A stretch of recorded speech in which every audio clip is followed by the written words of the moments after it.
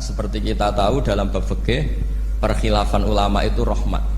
Ya saya ulang lagi, perkhilafan ulama itu rahmat. Contohnya ya ini, saya ulang lagi ya. Wasani asyar iku assalamu. Ya terus di sini disebut wa aqalluhu iku assalamu alaikum, pakai assalamu alaikum. Wal asohu te kaul sing asoh iku jawazu salamun alaikum, olahe nglafatno salamun alaikum. Terus kultu dawe Imam Nawawi al asoh al mansus la yujzihu wallahu a'lam. Jadi menurut Imam Rafi'i boleh salamun alaikum, tidak pakai apa? Al. Itu juga diklaim sebagai al asoh. Tapi menurut Imam Nawawi yang al-asoh harus assalamu alaikum, tidak boleh salamun alaikum. Terus wallahu a'lam wa annahu la tajibun niyatul khuruji. Jadi ketika Anda salam tidak harus niat keluar dari apa? Salat. Dengan kamu salam berarti otomatis keluar dari apa? Salat. Nah ini menjadi problem menurut pemikiran banyak ulama, karena ketika masuk sholat harus niat masuk sholat. Karena ketika kita takbir kan bisa takbir demo, ya kan macam-macam kan. Makanya untuk membedakan itu kan niat. Memang ini kata ulama bukan kata saya. Sekedar melafadzkan takbir ini kan demo ya takbir. Kamu kagum sesuatu juga takbir. Orang Indonesia itu kadang orang nggak sholat pun bilang subhanallah, memang sudah jadi bahasa nasional. Kalau kaget tuh bilang. Saya punya kenalan Cina itu kalau punya uang ya mohon alhamdulillah. Tak tanya kok bilang alhamdulillah. Orang-orang Islam tuh kalau seneng bilang alhamdulillah. Yang ribet itu kubu sebelah. Kalau orang NU mau layasol itu mana tanya, Gus itu doa orang makan. Kok bisa? Biasanya orang NU kalau makanan sudah keluar mau layasol, ribet kan? Aduh repot itu. Jadi kadang-kadang wiridan itu sudah jadi bahasa nasional. Jadi Cina orang nggak sholat tuh kalau punya uang ya bilang alhamdulillah. Kadang orang yang nggak sholat tanya, datang ke saya, insya Allah. Ya ribet, makanya ulama itu berdebat. Lafaz-lafaz seperti ini itu apakah wiridan, apa adat? Nah untuk membedakan adat dan yang lain maka dibutuhkan niat. Makanya Allahu Akbar harus niat untuk masuk sholat. Nah normalnya salam juga harus niat keluar sholat, biar karena masuknya niat ya keluarnya harus niat. Itu menurut sebagian ulama. Tapi sebagian yang lain enggak lah, kalau selesai tidak perlu niat. Tapi tadi sebetulnya ada problem, jangan-jangan salam ini salam adat. Kebetulan ada temannya masuk terus bilang assalamualaikum, nanti temannya jawab waalaikumsalam. Itu ada kisah nyata. Ini memang naif betul ini. Ada orang alim sholat. Nah, ketika ada yang mau lewat itu kan dihadangi begini ya. Jadi dihadang gini ya, ini Hidin. Yang lewat tuh karena saking nggak pernah yang ngaji malah tidak salaman. Kagetnya bukan main itu. Ada orang sholat, ada orang mau lewat, kan kesunatannya dihadang begini. Sisi ini santai saja malah nggak ada salaman. Terus ribet, ngadepi orang nggak tahu itu ribet. Ya tambah bingung kan, diliwati saja bingung, apalagi sekarang diajak salaman. Kan memang nggak sambung, kulturnya itu nggak sambung. Nah itu kalau kita bilang assalamualaikum terus pikir kamu waalaikumsalam, ya ribet. Memang ngadepi orang tidak tahu itu ya ribet. Makanya ya agama ini, ngelola agama ini memang. Nah barokahnya ngaji fikih itu beginilah. Saya sering cerita. Misalnya kita hafal fikih, takbir itu wajib, rukun. Tapi bentuk ngangkat tangan itu sunnah. Itu barokahnya masya Allah. Andai kan kita menentukan kaifiyahnya, mungkin kita sok suci. Itu pernah ada peneliti cerita ke saya, Gus saya ini orang NU itu pusing. Kenapa? Takbirnya beda-beda.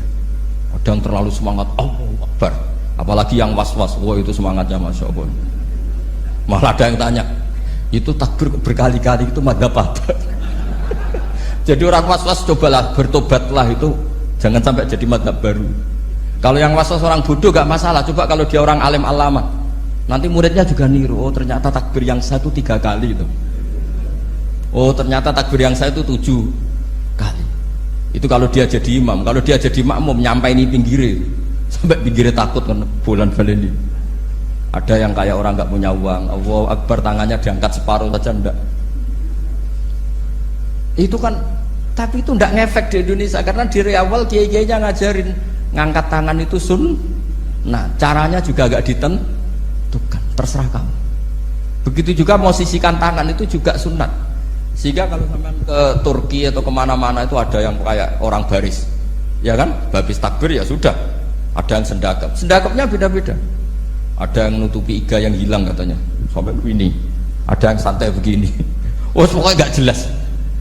Sehingga itu kalau di militer ini ada Pak Dandim itu juga bingung ini, nggak protap ini kan.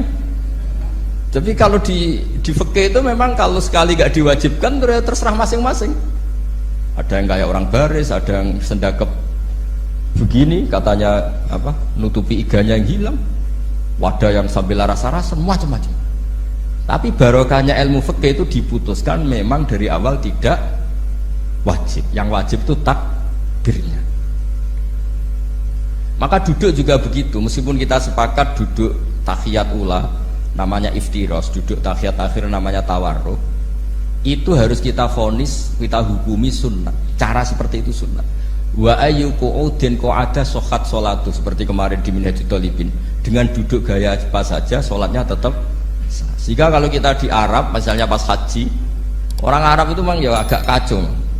Orang Indonesia itu kalau sholat duduk itu kan memang benar-benar sakit sudah agak mau mati, itu benar-benar sholat baru duduk.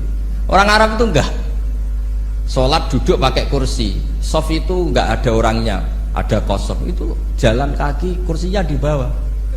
Wong bawa kursi kuat kok sholat duduk. Kalau orang Jawa kan, saya juga iskal, orangnya kalau bawa kursi kuat dipindah-pindah tapi kok sholatnya. Kalau orang Jawa agak kebayang, kalau sholat duduk emang bener-bener sakit. Terus saya pernah ditanya lagi sama orang, Gus, di Mekah itu kok banyak orang bawa HP, terus kalau ditelepon diangkat soli, itu mazhab apa? Mazhab geblek kata saya. Tapi ini kan orang Arab, kan seakan-akan terus mewakili internasional kan, karena pusat banyak tuh. Ditelepon digoleki telepone wong sak akeh golek ini tok wis kangelan ya.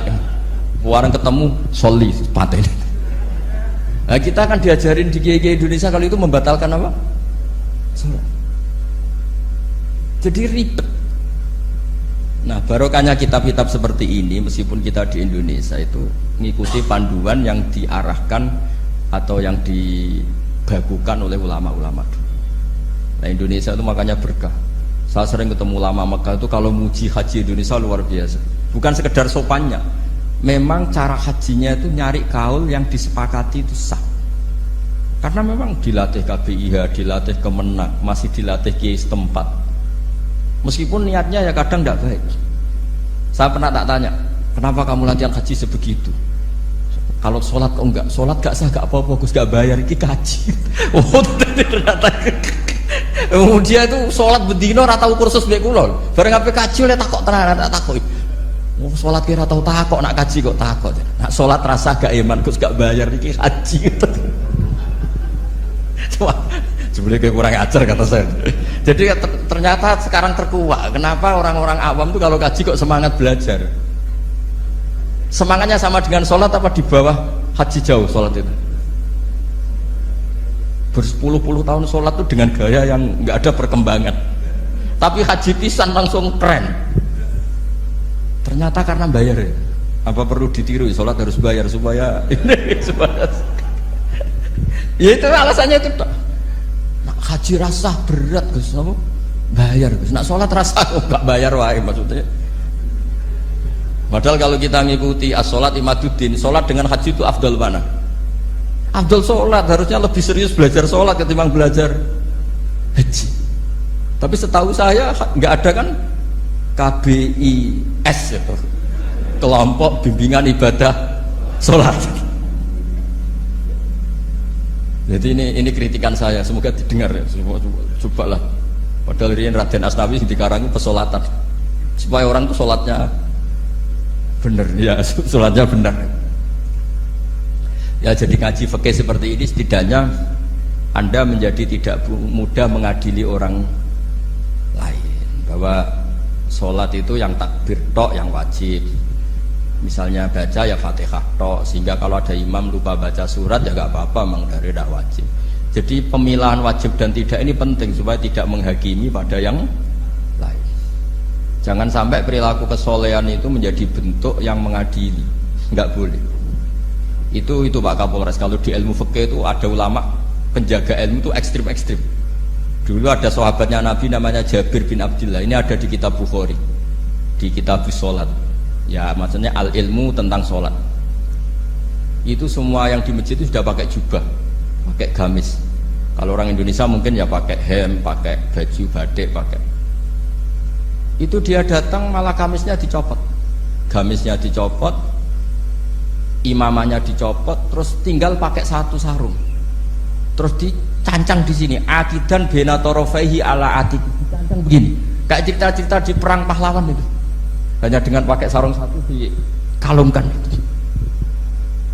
Terus ada orang-orang tabiin bilang gini, unzuru ila ashabi Rasulillah, ini sahabatnya Nabi kok sholat dengan cara seperti itu, nggak islami banget ya, nggak keren banget lah.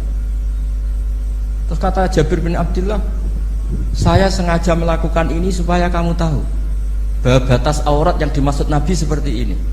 Shalla Rasulullah sallallahu alaihi wasallam fi izarin wahid akidan baina tarafaihi ala atiki. Saya pernah melihat Nabi sholat seperti saya ini. Tapi barokahnya itu akhirnya diketahui kalau batas auratul rajul hanya mabena surah war rukbah. Andai kan tidak ada perilaku Jabir seperti ini, orang akan ngira bahwa syaratnya sholat itu harus pakai jubah, syaratnya sholat harus pakai hem. Akhirnya orang-orang yang kebetulan tidak pakai jubah, tidak pakai hem bingung. Misalnya dia katoan seperapat, pakai kaos, neng tengah hutan, rasa sholat, ngaku ranggo jubah, ribet kan? Artinya apa? Ilmu ini harus dijaga konstitusinya, barokahnya perilaku Jabir ini, orang tahu batas aurat. Jadi yang lainnya itu mukamilah atau kesunatan. Nabi juga seperti itu. Semua sahabat itu tawaf itu musyatan, berjalan. Tapi Nabi sebagai tokoh dan pas itu sehat. Saya ulang lagi, pas itu sehat. Ini hampir semua ulama bilang pas itu Nabi sehat. Nabi malah naik unta. Itu kata Imam Nawawi dalam kitab Masbu', Nabi naik unta itu lebih afdol ketimbang yang jalan. Padahal trennya ibadah kan al-ajul bi qadrit ta'ab. Karena apa kata Imam Nawawi? Itu menjadi konstitusi ilmu bahwa syarat sahnya tawaf tidak harus jalan. Andai kan Nabi saat itu kok ikut jalan, maka dikira di antara syarat sahnya tawaf harus jalan. Maka kita kebingungan ketika pakai kursi roda karena tidak punya rujukan hukum. Jadi barokahnya Nabi pakai berkendara, orang menjadi tahu oh itu berjalan itu tidak menjadi syarat sah, berkendara juga boleh. Ya ada juga sahabat yang sengaja omong-omongan, maksudnya tawaf kan kudune meneng wiridan, tapi ada aja omongan untuk menunjukkan kalau ngomong itu tidak membatalkan tawaf. Sampai seperti itu ulama menjaga konstitusi ilmu. Makanya nyuwun sewu, kayak kita ini yang anaknya tokoh, apalagi ini di sini ada Gus Albab, termasuk ada saya, yang anak-anaknya tokoh itu memang sudah harus mulai biasa lah. Karena dulu kalau soleh kebanget itu yang ngel-ngel orang. Abu Bakar, saya tak cerita, Abu Bakar itu soleh banget, saking solehnya itu ini gak akan ada yang niru, saya yakin. Beliau itu hari pertama diangkat khalifah, hari berikutnya masih dagang di pasar. Singkat cerita ditegur supaya tidak usah dagang, dicukupi negara. Beliau setuju, dapat gaji. Setelah mau meninggal, semua gajinya itu disuruh ganti uang pribadi karena beliau merasa tidak nyaman. Wong mengkhidmati negara kok minta uang, ganti soalnya uang pribadi diganti. Nah, itu ya tentu tidak wajib, pejabat juga agak minat niru. Nah tapi lucunya apa? Sayyidina Umar ketika Abu Bakar sudah meninggal itu kritiknya lucu. Kamu itu solehnya berlebihan. At taman badat, sing repot sing genti. Nak soleh kok aja nemen-nemen. Mesti nak soleh ya dikira-kira lah, aja nemen-nemen. Sakake sing ngenteni repot. Makanya saya sering jagungan sama putra-putrane Mbah Mun itu, nak keluarnya gitu. Abai wis alim, ganteng, pengaruhnya gede, diterima semua pihak, repot sing gede. Mulane kula nu husnudzon ana kiai kok pas-pasan itu mesti wis iku dianggap strategi lah dengan cara seperti itu. Loh iya loh, kalau misalnya kita hanya Kapolres itu anak kita kan bisa Kapolda. Tapi kalau kita sudah Kapolri itu anaknya juga jadi Kapolda, belum kayak bapaknya kan. Jadi Kapolres belum kayak. Jadi kalau bapaknya hanya Kapolres kan anaknya masih gampang lah, nanti Kapolda sudah ngelangkai kan. Jadi kadang-kadang itu artinya ulama dulu itu hebat cara. Makanya kamu jangan kaya-kaya banget, jangan sukses-sukses banget, kasihan anak kamu nanti ini Kasihan itu. Makanya saya sebenarnya jadi kiai itu yang ingin bener-bener banget, tapi sakit santriku lah kira-kira. Ini bukan justifikasi, tapi ini cerita saja cerita. Jadi di antara makalahnya Sayyidina Umar yang terkenal itu komentar Abu Bakar tuh at-abta man ba'dak. At-abta ngel-ngel no siro man ing wong ba'daka sausi siro. Kowe iku terlalu bener sing repot aku iku penggantimu. Enggak aku maksa soleh tetep ora koyo Abu Bakar. Maksa soleh nek koyo ora soleh ku kira-kira lah aja nemen-nemen gitu. Jadi penggantinya itu. Ini cerita ya, jadi saya mohon. Nah, barokahnya itu juga kesolehan yang massal itu diakui oleh ulama. Termasuk begini misalnya nyuwun sewu, Nabi itu menyebut kesolehan itu ya termasuk wa fi buti ahadikum sodako, kayak ngeloni bojomu ya sodako. Ayati ahaduna syahwatahu wa walahu ajrun. Masa urusan gitu dapat pahala ya Rasulullah? Jawabnya Nabi enteng. Ali salawadu'aha fi haramin akana alaihi wisrun. Kalau dia begitu selain istrinya kan dosa ya, berarti kalau sama istrinya ibadah, tidur ya ibadah, kumpul istri ibadah, bercengkrama sama keluarga ibadah. Akhirnya ulama bikin satu hukum yang luar biasa. Di antara hukum yang di kitab usul fikih itu begini, mubah itu udah ada. Itsmamin mubahin illa wa yatahaqqaqu bihi tarku haramimma fa'il zamu minas sukun tarkul qatli wa minas sukut tarkul qadzaf wal ghibah. Sehingga kita ulama misalnya melihat orang kampung sekatokan seperapat ning omah ngomel mbek bojone, mbok ngomel mbek anake, ini luar biasa karena tidak di diskotik, tidak di tempat-tempat yang seperti itu. Ana wong ning omah nglamun rokokan wis delok tikus liwat misalnya. Lumayan ra delok gambar porno. Itu ada ulama yang berpikir itu karena tidak ada sesuatu yang mubah kamu lakukan kecuali saat itu Anda meninggalkan keharaman. Makanya kata ulama mubah itu tidak ada karena saat melakukan mubah artinya Anda tarkul haram. Wa tarkul haram wajib, berarti fal mubah wajib. Sehingga ulama misalnya sampean turu mulai barisan nanti subuh, hadza taraka zina wa taraka sariqah wa taraka kadza wa kadza. Semoga malaikat pakai usul fikih itu. Nah, kalau malaikat pakai usul fikih itu kamu tidur habis isya sampai subuh hadza tarokal ma'asi kasirah. Nah, yang ribet kalau malaikatnya bagian khusyuk hadza tarokat tahajud wa tarokal witra wa tarokal itu ribet itu. Nah, kita semoga malaikatnya yang percaya pendapat tadi. Jadi ada dua pandangan, ada ulama mengatakan mubah itu tidak ada karena tidak ada orang yang sedang melakukan mubah kecuali saat itu pasti meninggalkan keharaman. Makanya ini sirinya kenapa dulu kiai-kiai top itu sering jagungan. Orang tahu semua lah, Mbah Zubair sering jagungan, dulu Mbah Tur yang sering jagungan di depan Masjid Menoro. Karena ingin mensuasanakan bahwa untuk menikmati hidup itu tidak harus dengan keharaman. Jagungan mbek konco ya seneng, gejul-gejulkan mbek konco ya seneng. Ini anggap saja perlawanan terhadap supaya tidak nikmati maksiat. Wa qutbu hadzal al-istidzad bil mubahat kata Imam Ghazali. Inti beragama ini adalah nikmati sesuatu yang dihalalkan oleh Allah Subhanahu. Coba ketika orang lain bisa nikmat kalau harus ke tempat-tempat maksiat, kamu cukup nikmat ketemu konco gojol-gojolokan zaman mondok podo melarate, terus diterusno saiki yo jek melarat atau cocokan melarat itu kan keren loh. Keren. Sisi tok diusir mertuane, tok diusir IP ini terus cocokan. Ndak kowe piye Kang, gak apa-apa sabar kabeh kodok koder wae yo Kang. Oh itu ibadah yang luar biasa. Mergo ridho sama kodok koder, dia tidak perlu cari nyuwun sewu hiburan yang maksiat. Nah, saya berharap ulama-ulama Indonesia itu mengikuti jejak ulama dulu. Ulama dulu itu kalau ibadah itu ya seperti itu. Jadi jangan hanya melihat ini semalaman kok tidur, tidak witir, tidak tahajud. Oke, dia memang nggak afdol, nggak sempurna lah, macam kiai pas-pasan naik kan.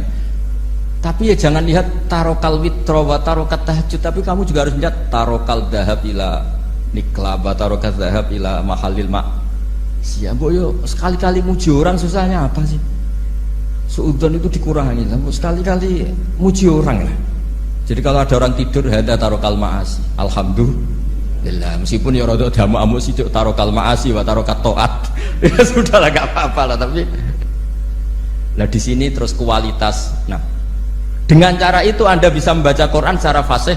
Wa min ayatihi manamukum billaili wan nahar. Loh, kenapa sekedar tidur kok dianggap wa min ayati? Di mana-mana ayat itu kan hal-hal yang luar. Ini tentang tidur saja kok dianggap ayat. Itu bisa dimaknai keren kalau Anda pakai kaidah usul fikih, yaitu dengan tidur berarti Anda meninggalkan sekian maksiat. Sehingga disebut wa min ayatihi manamukum bil laili wan nahar. Nah, saya berharap konstitusi seperti ini jalan terus. Biasa baca ya, sampai salam selesai. Wa akmaluhu assalamualaikum warahmatullahi marroten yaminan wasimalan multafitan fil ula hatta yura khadduhul aiman. Tapi itu hanya akmal loh ya. Jadi ukuran paling sempurna kalau salam itu melengak ke kanan sampai dengan pengandaian ini bisa dilihat dari belakang. Tapi tetap saja itu ukuran apa? Akmal, tidak menjadi syarat sah. Jadi ya sampai melengak gini sampai kira-kira terlihat dari apa? Belakang. Tapi ukuran itu tetap akmal hatta yura khadduhul aiman. Wa fisaniyah satruse alisar terus nawian assalam alaman an yamini wa yasari minal malaikati. Dia meniatkan salam itu kepada orang-orang di sisi kanannya mulai malaikat dan manusia dan jin. Wayan wil imamu assalama alal muqtadin wahum arrodda alaih wahum yanwauna napa arrodda alaih. Jadi wahum yanwuna arrodda alaih. Jadi imam niat salam untuk makmum, makmum niat membalas salamnya apa? Imam. Tapi itu saya ulang lagi hanya akmal. Terus asal isya asar tartibul akan kama dzakarna. Jadi pentingnya, jadi jangan kira terus ngaji kalau wasunanuhu wa akmaluhu tidak penting. Itu penting sekali. Barokahnya status akmal dan sunnah ini, kita tidak mudah menvonis orang lain karena kita tahu ibadah itu hanya berstatus sunnah. Coba kalau nggak ada ketentuan itu, kita akan mudah menyalahkan orang. Salam kok orang melengak belas itu sholatnya sah atau orang? Padahal dari awal melengak itu statusnya hanya sunnah. Kemudian untuk penutup supaya ini clear ya, saya pernah baca di Syarah Bukhari yaitu Fathul Bari. Nabi itu kalau setelah salam itu mukbilan biwajihi alal hadirin. Jadi Nabi langsung menghadap ke timur. Andikan Indonesia menghadap langsung ke timur. Tapi uniknya para syurahul Bukhari itu menganggap itu tidak satu sunnah yang tidak jadi satu sunnah yang permanen. Tapi kata para syurahul hadis, siapapun boleh melakukan gerakan yang bisa memaklumatkan kalau sholat itu selesai. Saya ulang lagi ya, jadi Nabi menghadap ke timur kalau di konteks Indonesia itu sebagai bentuk maklumat, ini loh sholat saya sudah. Karena takutnya apa? Orang yang dari jarak 2 kilo 3 kilo ingin makmum sama Nabi. Andai kan Nabi tidak menghadap ke timur, tetap posisi seperti sholat menghadap ke kiblat, maka orang dari luar mengira Nabi fi sholatin. Ya, Nabi masih dalam. Bahayanya apa? Kalau orang ini langsung takbir usolli fardhu zuhri misalnya makmuman, ternyata Nabi sudah sholat. Berarti sholatnya nggak sah. Kenapa? Irtibatus sholat atau robtus sholat biman huwa laisa fi sholatin. Dia menggantungkan sholat dengan orang yang sudah tidak, dan itu bahaya sekali. Masa kamu sholat makmum sama orang yang sudah tidak? Nah, semenjak itu terus ada aturannya ulama, siapapun yang jadi imam harus memaklumatkan diri dengan cara apa saja supaya menunjukkan kalau sholat itu selesai. Makanya adat kiai-kiai kita tetap menghadap kiblat tapi namanya astagfirullahaladzim. Itu sebetulnya memaklumatkan. Lo nak niat banter nyentak pangeran masuk istighfar bianter ya, gak sopan belas astagfirullahaladzim. Itu sebetulnya itu memang maklumatkan. Ini lo jong sholatku wis bar. Nah, aku apa makmum masbuk sing ijek sholat atau cuma makmum aku gitu. Terus ada yang separuh-separuh ya, tidak madhep wetan, madhep ngulon, madhep ngalor. Itu ya sedengan gitu, maksudnya sedengan. Karena memang kata Syurahul Bukhari butuhnya itu apa? Imam punya gerakan yang menunjukkan kalau sholatnya itu selesai supaya nggak dikira fi sholatin kemudian ada yang ya clear ini ya. Jadi tidak perlu diperdebatkan kenapa sih ada yang menghadap timur, ada yang menghadap ke utara, ada yang tetap menghadap ke kiblat. Itu nggak perlu diperdebatkan, itu semuanya ada ilmunya, yaitu filosofinya apa? Ada gerakan yang menunjukkan kalau dia sholatnya selesai supaya tidak ada yang ikut.